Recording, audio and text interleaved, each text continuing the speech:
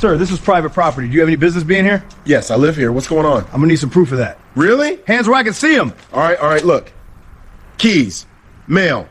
My name is Dr. Miles Grant. This is my house. Okay, just... What the hell is wrong with you? Dr. Miles Grant never imagined that the most humiliating moment of his life wouldn't come in an operating room, a courtroom, or even a scandal, but in his own driveway. A driveway he paid for, with a mortgage in his name, on land he legally owned. He thought he'd spent his entire adult life outrunning stereotypes. Top of his medical school class, double board certified, nationally recognized for trauma response research. But one Tuesday evening in May, none of it mattered. Not his degrees, not his resume, not his spotless record. It only took a single assumption made by a single officer to destroy 22 years of discipline, sacrifice, and excellence. An assumption that he did not belong at the very house he bought. And that assumption didn't just spark an argument, it triggered a lawsuit, national outrage, and a chain of events that would fracture an entire police department from the inside out. Before we continue, where are you watching from? If this is your first time here, please hit that subscribe button. Stories like these need to be shared, and your support helps us bring more truth to light. This is the story of the night a respected black physician was accused of trespassing on his own property. To understand the magnitude of what happened that night, you need to understand who Dr. Miles Grant was before everything fell apart. Born in Atlanta, raised by two educators who refused to let either circumstance or statistics write his destiny, Miles learned early that excellence wasn't optional, it was oxygen. His mother, a high school biology teacher, kept a microscope in the living room. His father, a principal, posted every A-grade test on the fridge like trophies. He wasn't merely encouraged to succeed, he was engineered for it. By 14, he was tutoring classmates in algebra. By 16, he was volunteering at the local hospital. By 18, he'd secured a full academic scholarship to Howard University. During his sophomore year, something changed him forever. A car accident just outside campus. He wasn't involved, but he saw it, saw the panic, saw the blood. Watched a trauma surgeon take command like a conductor directing a symphony of calm. In that moment, he didn't just want to become a doctor, he knew that he would. What followed were the years of sacrifice most people never see. Study sessions while others slept, rotations on holidays, the smell of iodine becoming more familiar than his own cologne. The sense that his life belonged more to his patients than to himself. By 34, he had become one of the region's most respected trauma physicians, earning awards, speaking at conferences, and pioneering a procedural refinement that would go on to save dozens of critical patients. After a decade of relentless work, he made a decision he once considered impossible. He bought a house, not an apartment, not a condo. A house, a sprawling two-story property in an affluent, predominantly white suburban neighborhood known for manicured lawns, gated driveways, and a homeowners association so strict they once fined someone for having the wrong shade of mulch. For Miles, the house wasn't just real estate. It was evidence, proof that he had arrived. He had earned space. He had earned rest. He had earned belonging, or so he thought. Because acceptance, unlike a mortgage, cannot be purchased. The night it happened was ordinary, the kind of ordinary that becomes sinister only in hindsight. 7:18 p.m., early May. The air carried that faint coolness that suggests summer is close but not quite here. Miles had just returned from a 12-and-a-half-hour hospital shift, emotionally drained, physically exhausted, and mentally numb in the way only medical professionals truly understand. He pulled into his driveway, stepped out of his car, and stood for a moment, breathing in quiet like medicine. His neighbors watered their lawns. A dog barked in the distance. Sprinklers clicked in time like metronomes. Normal. Perfectly normal. Except someone in that neighborhood didn't think he belonged there. The 911 recording would later reveal a voice, anonymous, calm, and utterly certain. "Hi, yes, there's a suspicious man at the house on Maple Ridge. He's been walking around the property looking at the windows. I don't think he lives there. No threats, no mention of weapons, no crimes observed, just the confidence of someone who believed that their assumption was enough. And unfortunately, for Officer Wallace Merrick, assumption was action. Officer Merrick wasn't a rookie. He was a 12-year veteran, decorated, disciplined, and known for what colleagues called his intuition. He arrived at the address with lights off, engine quiet, body cam already recording. He did not observe broken windows, forced entry, erratic behavior, signs of danger. Instead, he saw a black man standing in front of a house with a key in his hand. In Merrick's mind, the story was already written. There were only two possible roles, the homeowner or the intruder, and he had already chosen the role he believed he was looking at. We know this because of what he did next. He approached without greeting, without inquiry, without even the courtesy of curiosity, almost like he was rehearsing for a moment he believed was inevitable. Miles heard the footsteps before he saw the officer. Slow, heavy, deliberate. He turned around expecting perhaps a neighbor, maybe someone asking about moving in or even a delivery mistake. Instead, he saw a uniformed officer walking directly toward him with the posture of a man expecting resistance. Miles blinked, confused. "Evening, officer. Something I can help you with?" Merrick didn't respond with courtesy. He responded with command. "Sir, this is private property. I'm going to need you to step away from the door." Miles frowned, half laughing from disbelief. "Private property?" "Yes, I'm aware. It's my property. I live here." Merrick didn't acknowledge the statement, didn't pause, didn't consider. "I'll need to see proof of that." The doctor stood still, processing what he was hearing. The sheer absurdity of needing to prove he belonged at the place where he paid taxes, slept, and stored his groceries. Confusion flickered into irritation. "Proof? Are you serious right now?" "I just got home. My name is Dr. Miles Grant, and I live—" Merrick cut him off. "Sir, do not raise your voice. Provide identification or step away from the entrance." There it was, the shift, from citizen to suspect, in 4 sentences. The question isn't whether Merrick made a mistake. Mistakes suggest accident. This was belief masquerading as certainty.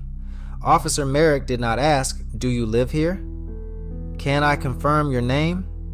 Is this your key?" He asked nothing that could disprove the narrative in his head, because he did not arrive seeking information. He arrived seeking confirmation. Confirmation of a trespasser, confirmation of a threat, confirmation of suspicion. Miles wasn't a man trying to enter his home.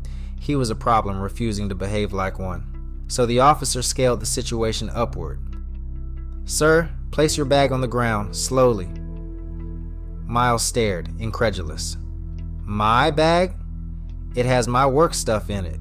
My ID is inside. I can show you." "I said, put it down." This was no longer a conversation. It was a performance. One actor had lines. The other was expected to improvise within constraints, because to grant Miles humanity would collapse the narrative Merrick came with. In his mind, no homeowner behaves calmly when challenged. Therefore, calmness equals manipulation. Assertion equals aggression. Existence equals suspicion. The house was owned by a doctor, but the idea of a black man being that doctor did not seem compatible with the script Merrick carried into the driveway. There is a moment in every confrontation when one person realizes the situation is no longer about facts. It's about dominance. For Dr. Miles Grant, that moment hit him like cold water. He had just finished a grueling hospital shift treating people whose lives hung by threads he delicately stitched back together. He had spent the last 12 hours making decisions measured in millimeters and milliseconds, choices that left no room for ego. Yet here he was on his own property being treated like a criminal in a cheap television rerun. Miles inhaled deeply, a habit learned from years of managing trauma and chaos. But this time, the chaos wasn't a car wreck or a cardiac arrest. It was a uniformed officer who couldn't imagine that a black man could own the house behind him. The conversation was no longer about belonging. It was about permission. Officer Merrick closed the distance further, boots grinding gravel into dust, voice curdling into an authoritarian rasp. "You're not cooperating. Put the bag down now." Miles's face shifted. No longer shock, no longer confusion. Something colder appeared. A realization. The realization that his presence wasn't the problem. His existence was. He spoke slowly, each word deliberate. "Officer, I am not trespassing. I own this home. I shouldn't have to prove that to you."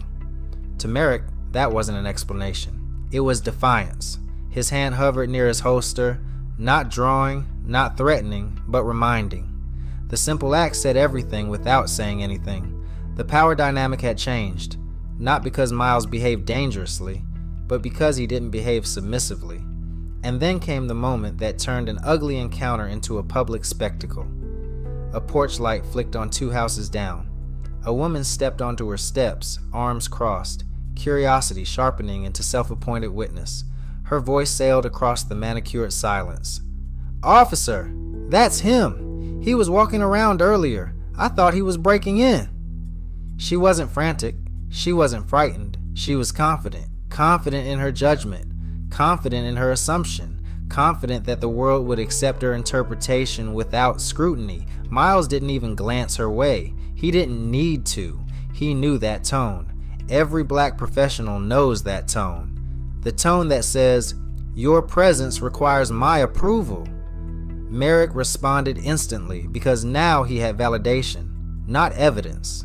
Validation. "Sir, this is your last warning. Step away from the door or I will detain you." Miles stared at him, incredulous. "Detain me? In my own driveway?" The officer didn't blink. "You're escalating the situation." The irony was predator-level bold. Miles hadn't escalated anything. He had simply refused to shrink. Miles exhaled, not in defeat, but in resignation, the type of breath people take before finally acknowledging the absurd. He reached slowly into his bag. Merrick's voice snapped like a whip. "Hands visible. Do not make me repeat myself." Miles froze, lifting both hands in exaggerated compliance. He wasn't protecting himself. He was protecting his life. His voice tightened.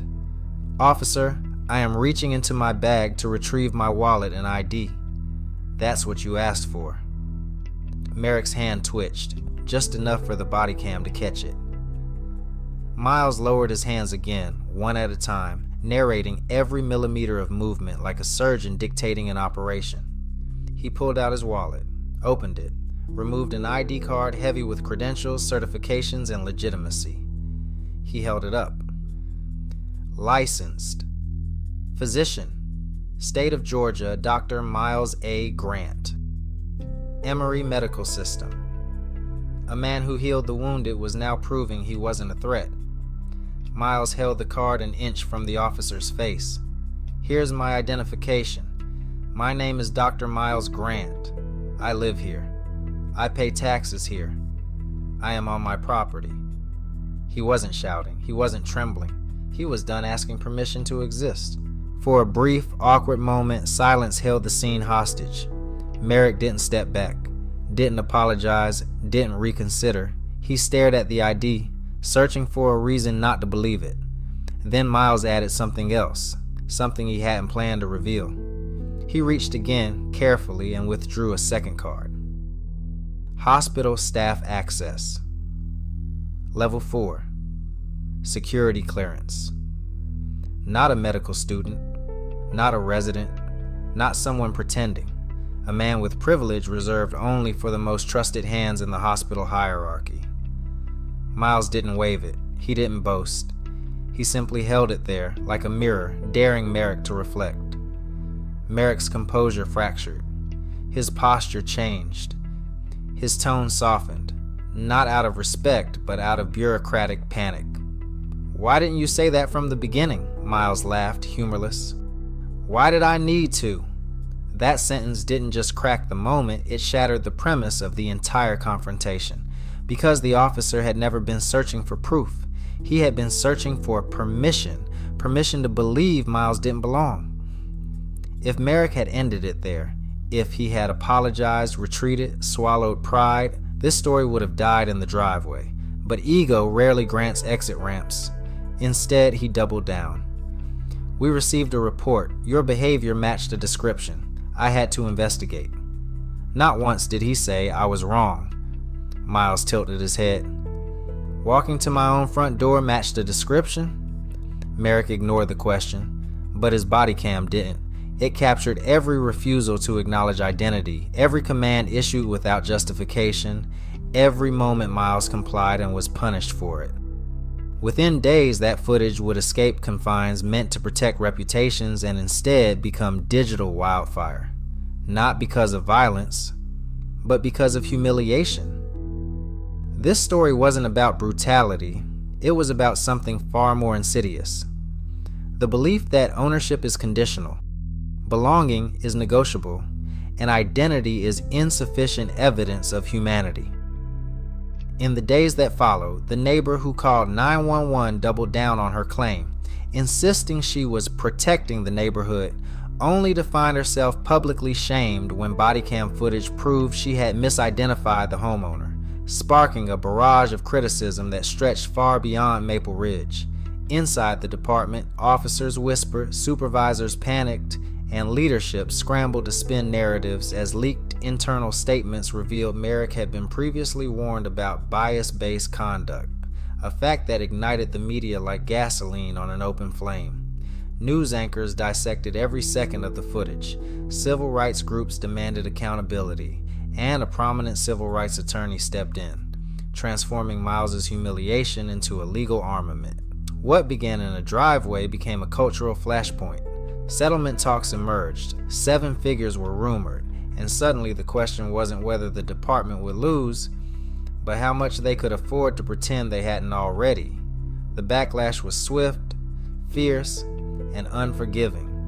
Residents protested, policy boards convened, and hashtags turned Miles from a tired homeowner into a national symbol of belonging denied. And as the dust settled, the world was left staring at a far more uncomfortable truth, that the issue was never the house, the bag, or even the officer. It was the ancient, unspoken question lurking beneath far too many encounters in America. What does a black man have to do? How high must he climb? And how much must he own before he's finally allowed to arrive?